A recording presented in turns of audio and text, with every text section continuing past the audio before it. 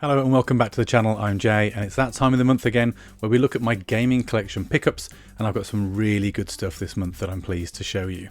Not as much as previous videos, so not the kind of ridiculous haul, and there's reason for that, but some really big hitting titles. I've been away on holiday for most of August, so it has been a bit more difficult to pick up the usual stuff, although if you saw last week's episode of my vlog to Edinburgh, you'll have seen me collect 120 copies of retro copies even of Edge magazine, so check that video out. I'll make sure I link that as well. But today we're looking at my haul for August, so let's get into it.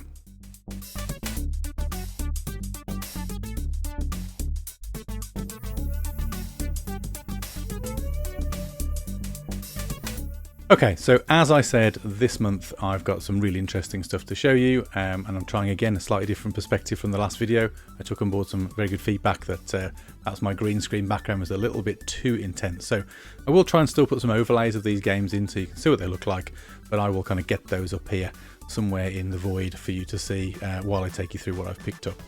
So we're going to start with what I think is probably the least interesting. It's not less interesting, it's still interesting, and then we'll build up to perhaps some of the bigger items towards the end, or what I think are more interesting items.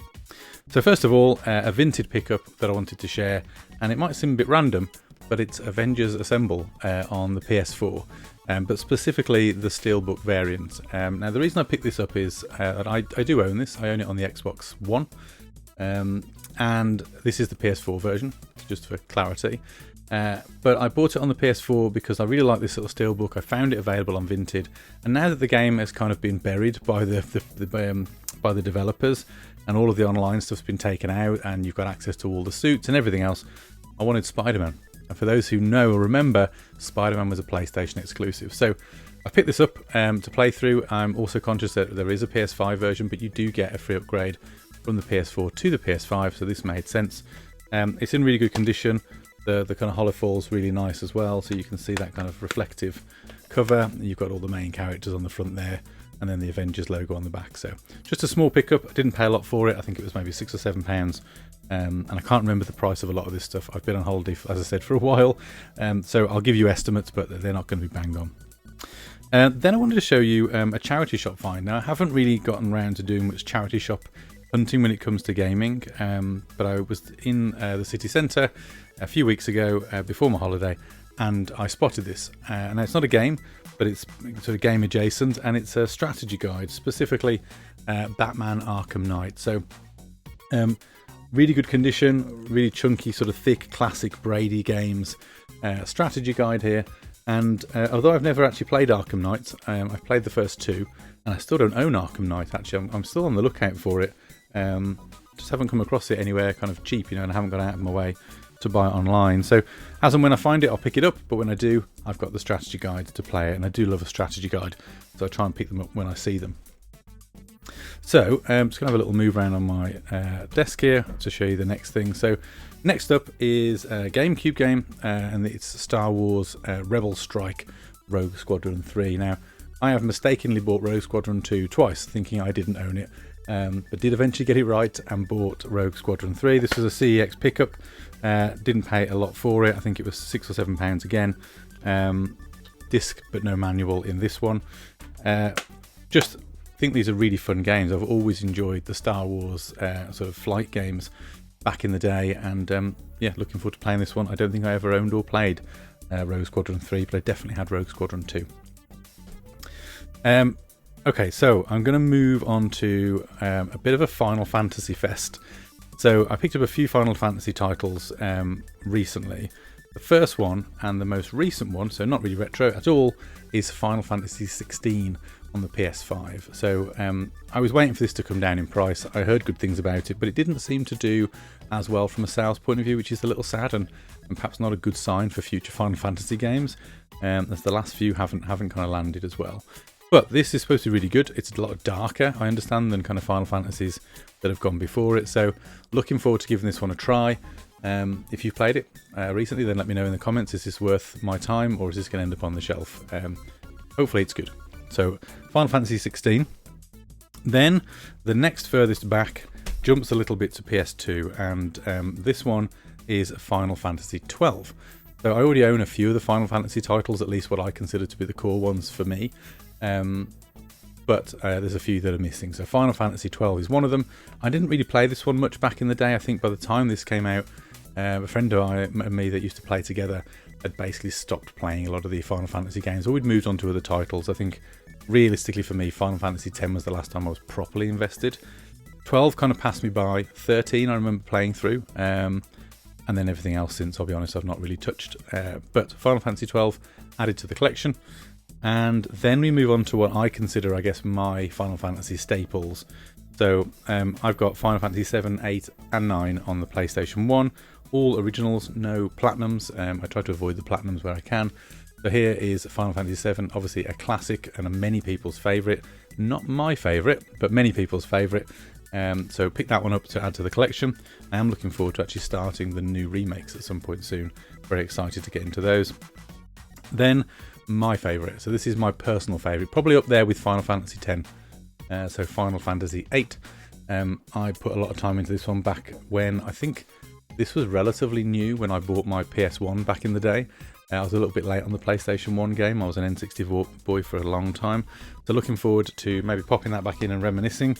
I know it's not everyone's favourite, and for some reason seems to be getting ignored when it comes to remakes. There's a lot of rumours that this next game is getting a remake, and quite why they've skipped 8, I don't know. So there are strong rumours that Final Fantasy 9 is potentially in line for an update itself.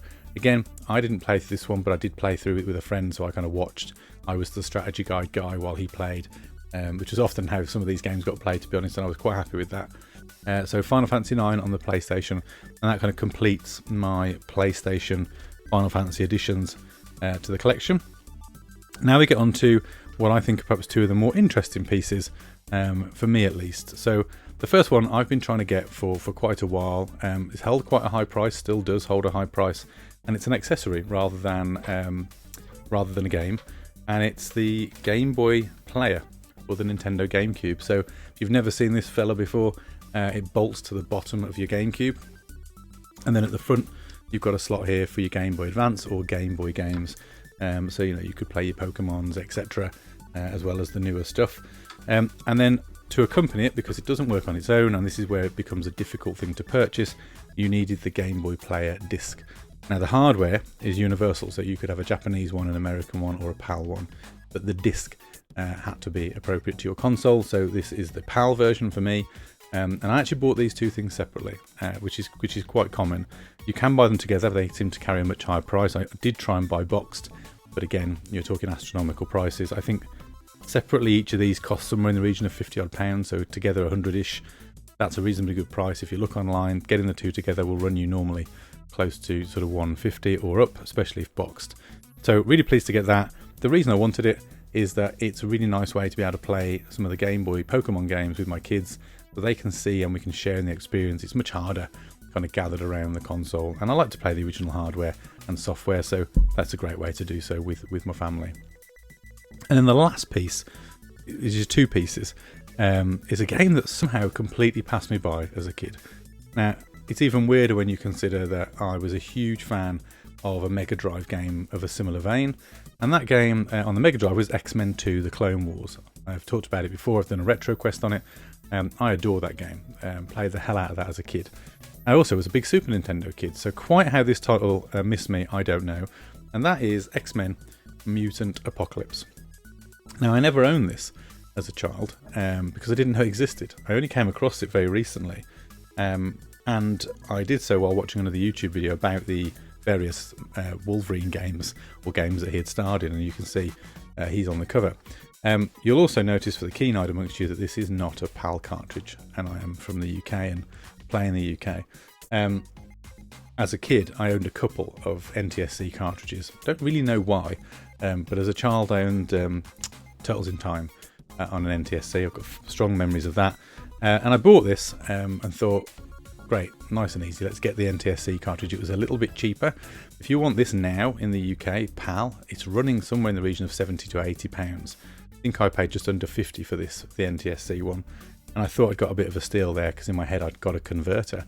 But I didn't. I had misremembered. I used to have a converter as a child. For my current setup, I only had a converter for the N64. which meant my cheap alternative to buying the PAL cartridge quickly became a more expensive version when I had to buy a suitable SNES game converter. But I did manage to pick one up in a nice box. It's a little bit battered, but here we have the Super FX SNES game converter. So really nice little neat box. If you've never seen one of these before, basically how it works, depending on how the cartridge is made, you have this kind of adapter that sits in your Super Nintendo, your NTSC cartridge goes up front, and then your SNES PAL cartridge either goes directly behind it, which it does in this instance, you can just see there on the top, or it lies down behind it and kind of connects in backwards. All it basically does is allows the SNES to jump start with a PAL game and then get you into the NTSC copy. So bought that converter to be able to play the XMen Mutant Apocalypse. I haven't played it yet, and I think what I'm going to do is probably save it and not play it until I get around to doing the planned Retro Quest episode on it, which I'm looking to do in the next few months. So looking forward to giving it a go. I have tested it, make sure it actually starts, but I haven't played it, so I'm going to save that. And that is my collecting for the month of August. There are a few other bits and pieces that are on the way, but they'll be in my September update. And I'm also going to give you an update in the next few weeks on my collecting habit in general and how I'm going to try and focus it a little bit. So I mentioned this previously, but I'll deep dive it a little bit more soon. What I'm thinking at the moment, and I need to do a little bit of research and build out the lists, is I'm thinking perhaps trying to collect, at least initially, the top 25 games on each of the main core consoles that I own. So looking for sort of an IGN list or a Metacritic list or something like that that tells me what the top 25 rated games are on those consoles. I'll have many of them already, I'm sure, but there's bound to be some blind spots, so I'll go out and pick those up first, and I'll make that my journey. And I'll start taking you around as well when I go to, charity shops or nostalgic retro game stores, things like that. I tend not to bother with CEX because it's not really very exciting. There's not as much to see, but I think with these focused game conventions or these game stores, they're much more interesting. So that's my collection for the month of August. I hope you enjoyed that. As always, I'd love to hear your thoughts on any of the games I've picked up. Do you rate them? Is this a good haul, do you think, this time around? I feel it's a pretty strong one this time round. But let me know in the comments and let me know your thoughts on XMen Mutant Apocalypse if you played it back in the day. I'd love to get some reviews on that one, so let me know your thoughts down in the comments.